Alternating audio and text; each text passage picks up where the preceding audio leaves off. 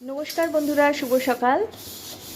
আজকে সকালটা সবাই জানেন আজকে কাউন্টিংয়ের দিন। সকালে চা খাওয়ার পর সবাই টিভির সামনে বসে গেছে যে যার মতো। আমি লেগে গেছি নাস্তা বানাতে। আজকে বানাচ্ছি ইডলি এবং দোসা।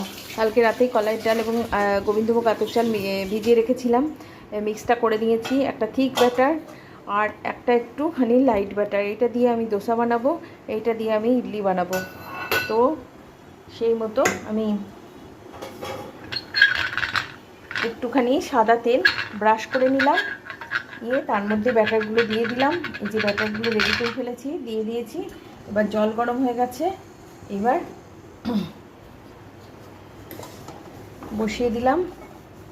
এই মিক্সটার ভেতরে আমি একটু লবণ দিয়েছিলাম, একটু কাঁচা লঙ্কা দিয়েছিলাম, দিয়ে এইভাবে পরপর সাজিয়ে দিয়ে বন্ধ করে দেবো। 15 মিনিট রাখবো।